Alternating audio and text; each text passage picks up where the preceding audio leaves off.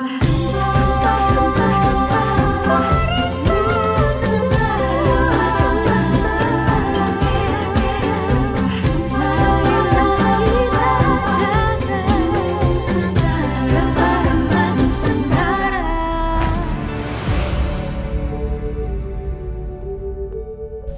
di sini Laskar Rempah dari daerah istimewa Yogyakarta. Baru saja melalui satu sesi workshop. Jadi pada sesi kali ini dibagi menjadi 3 bagian. Yang pertama adalah materi yang disampaikan oleh Bu Retno. Kemudian yang kedua adalah sesi games. Dan yang ketiga adalah workshop. Waktu pemateri itu, saya mengenal banyak rempah-rempah yang sebelumnya memang saya tidak pernah kenal ataupun dengar namanya. Hari ini kita akan membahas tentang miksologi rempah. Rempah atau jamu itu sebenarnya dari bahasa Sanskertanya usodo. Usada atau usodo. Itu artinya jamu. Jadi pada saat itu, masa nenek-nenek moyang kita, itu mereka selalu menggunakan jamu untuk pengobatan, untuk kecantikan, ya kan? Terus untuk menjaga kesehatan tubuh sehari-hari. Waktu pemateri itu, saya merasa banyak hal baru sih yang saya temukan. Jadi saya tuh sejak kecil suka mengkonsumsi jamu temulawak, tapi saya tuh nggak pernah pegang temulawak seperti apa. Dan ternyata saya baru tahu kalau ternyata tuh ada temu ireng, temu putih, yang itu memiliki karakteristik dan fungsinya masing-masing. Temu hitam atau temu ireng. Nah ini temu putih. Nanti kita akan coba slice. Kita akan lihat isinya apakah benar hitam. Ternyata banyak sekali rempah yang bahkan saya sendiri belum mengerti. Contohnya, misal memang saya tahu nih ada pala, tapi saya tidak tahu ternyata ada fuli. Dan ternyata proses dari pala itu bisa dijadikan berbagai macam minuman, itu saya sendiri belum mengetahui. Nah ini pala. Oh itu pala? Pala, iya ini palanya. Pala kering ya? Pala kering, jadi pala dikeringkan terus. Dagingnya berarti ya? Iya daging palanya. Kalau untuk selaput biji palanya itu kan fuli. Ya. Fuli ada fuli, ini fuli. Oh, fuli itu dari pala juga? Ya, fuli itu pala. Jadi kan biji pala, terus fuli, terus daging pala. Kalau ini kan untuk sirup, untuk apa lagi? Manisan ya? Manisan gitu. Saya mengetahui nama cinnamon adalah arti dari kayu manis, tapi saya juga menemukan bahwa ternyata kayu manis itu memiliki beraneka macam lagi. Terdiri dari ada beberapa kayu manis dari Kalimantan, dari Sumatera, dari Jawa, itu memiliki perbedaan masing-masing. Kalau dilihat sepintas, ini hampir sama, ya kan? Kayu manis. Padahal tiap daerah penghasil kayu manis itu, kayu manisnya punya ciri khas dan cita rasa yang berbeda-beda. Nanti kalian bisa cium masing-masing baunya berbeda, juga rasanya berbeda. Ini yang paling bagus dari Riau. Dari Riau. Ya. Ada yang dari Jawa. Ini ada yang dari Kalimantan. Gede-gede ya kalau dari Kalimantan ya. Mungkin karena pohonnya gede-gede ya. Jadinya gede-gede. Nanti dibawi baunya beda-beda. Dan saya juga baru mengenal rempah-rempah yang seperti tadi itu ada keningar, itu juga bau-baunya mirip dengan kayu manis, tapi itu sebenarnya kayu yang berbeda seperti itu. Nah ini namanya keningar. Keningar. Keningar ini baunya khas. Orang sering salah menyebut keningar dengan kayu manis. Keningar itu biasanya diolah jadi apa? Ini untuk masakan, juga untuk minuman. Baunya kan wangi beda.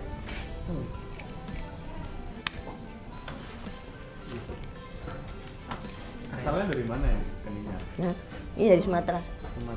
Dan kebanyakan yang masak menggunakan keningar memang masakan-masakan khas Sumatera. Karena kita Jawa tuh jarang kan bau-bau kayak gini kan. Iya. Terus tadi juga ada bir Jawa. Ini tentunya teman-teman dari Jogja terus saya juga nggak asing ya dengan bir ini, karena ini adalah bir yang dulunya seorang sultan itu menggunakan minuman ini sebagai diplomasi kepada Belanda ataupun kolega-koleganya yang dari daerah lain, dari luar negeri juga kayak gitu. Jadi saya singkat aja ceritanya, pada saat itu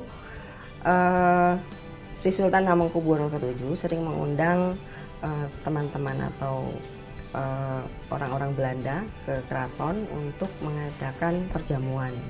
Gitu. Jadi keraton khusus mengimpor bir. Pada waktu itu belum banyak bir yang di sini ya. Jadi mereka mengimpor bir khusus untuk tamu-tamu Belanda.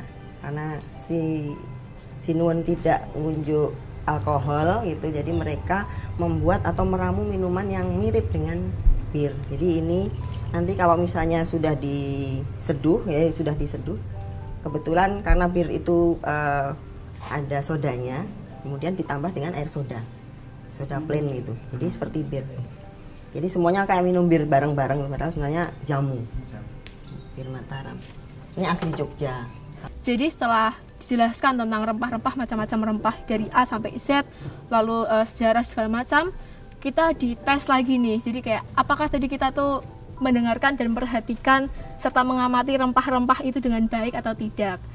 Jadi kita mau tahu nih sejauh mana tadi kalian menyimak, mendengarkan, dan tadi kan juga sudah maju kan masing-masing untuk ngambil, mencium, merasakan, menikmati rempah Nusantara ini.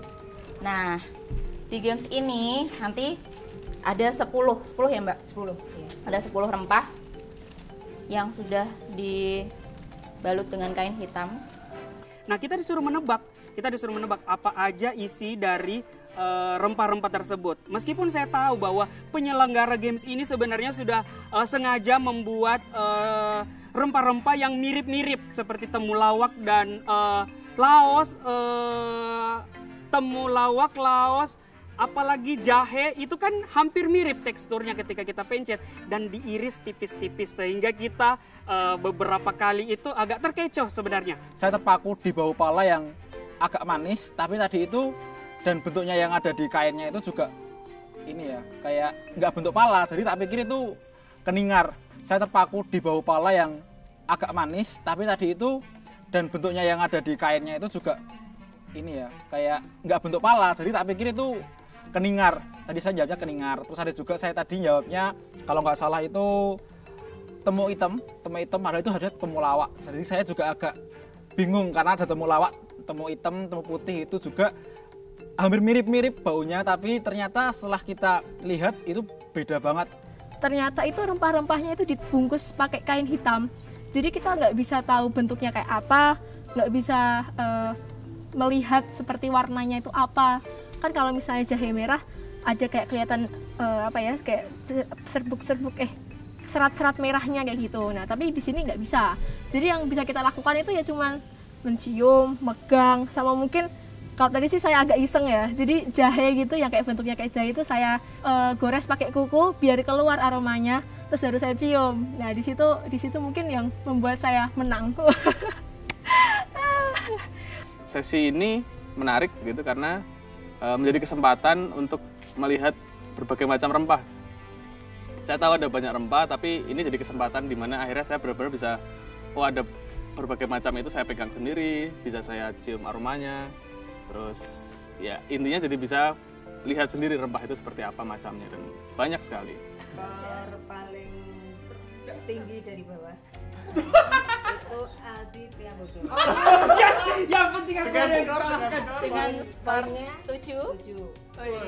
Lulus KKM lah ya. Ternyata posisi saya adalah posisi yang paling tertinggal dari teman-teman secara hasil. Kenapa? Karena saya ternyata masih sulit untuk membedakan mana itu bahu kunyit, jahe, kemudian kencur gitu. Karena yang saya rasakan semua bau itu justru jadi bau keningar gitu loh. Lucunya seperti itu. Yang penting aku kalah kayak 9. Tadi yang membaui dia bener 5. Terus mengidentifikasinya 4 poin. Sebenarnya saya hampir semua bisa menjawab sih, cuman lebih ke memberikan kesempatan buat yang lebih junior untuk memenangkan juara ini. Kali ini kita akan membuat minuman, ini khas dari Meksiko, tepasi namanya. Tapi kita akan coba mix dengan rempah-rempah Indonesia. Sesi ketiga menurut saya adalah sesi yang paling menarik karena di sini saya bisa belajar, saya bisa praktek secara langsung bagaimana dari rempah-rempah yang tadi sudah disampaikan itu diproses sedemikian rupa menjadi suatu minuman yang berkhasiat begitu. Nah, tadi minuman yang coba kami praktekkan adalah fusion, minuman dari tradisional dari Meksiko dengan bahan rempah-rempah yang berasal dari Indonesia. Di minuman Meksiko itu bahan dasarnya nanas, ya kan? Kalau kalian lihat orang-orang pakai baju nanas identik banget kan. Nah, biasanya mereka menggunakan gula, namanya topanindo. Itu tuh gula dari tebu yang sudah dimasak. Jadi kayak gula cair tapi dari tebu. Kalau kita kan gula cairnya biasanya dari nira ya, dari gula kelapa. Jadi itu dari tebu terus dimasak sampai warnanya agak kecoklatan. Tapi supaya kalian tidak merasa aneh gitu, jadi kita di sini kita akan menggunakan gula pasir supaya rasanya ya bersahabatlah dengan lidah kita. Nanti kalau misalnya kalian mau eksperimen sendiri di rumah dengan menggunakan gula Jawa juga oke.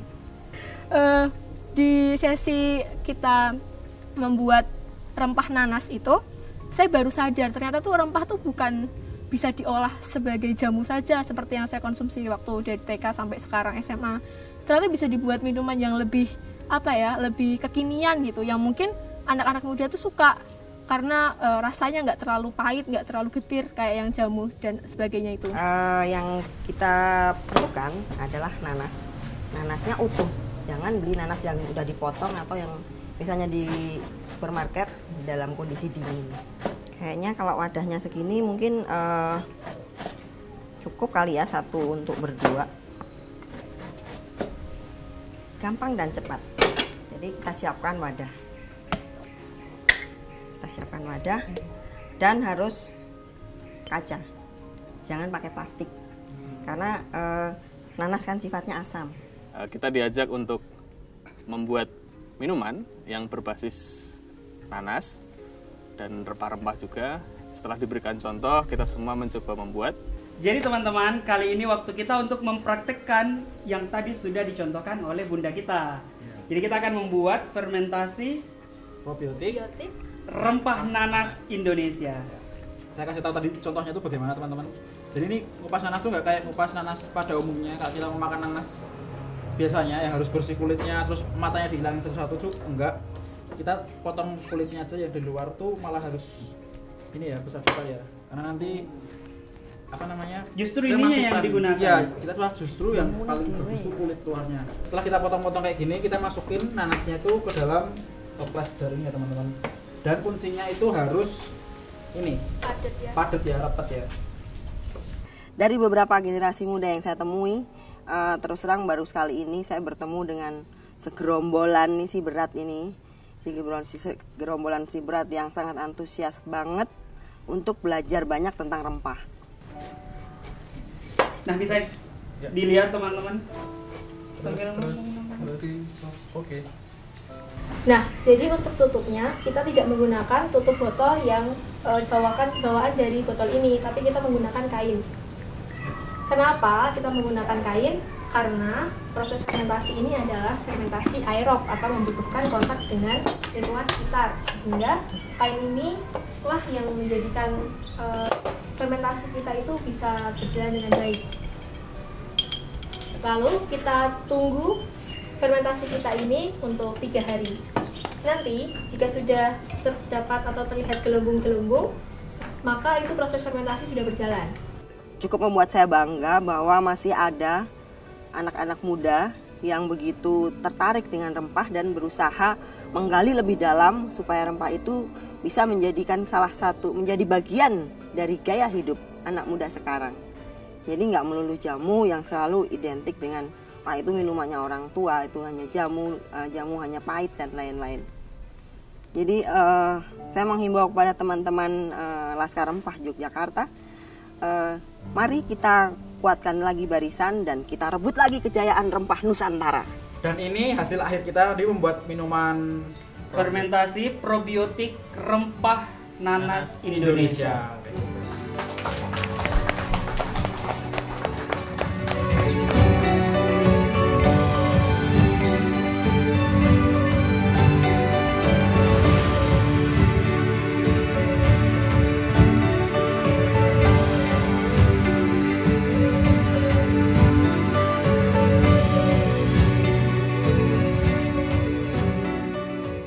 Rempah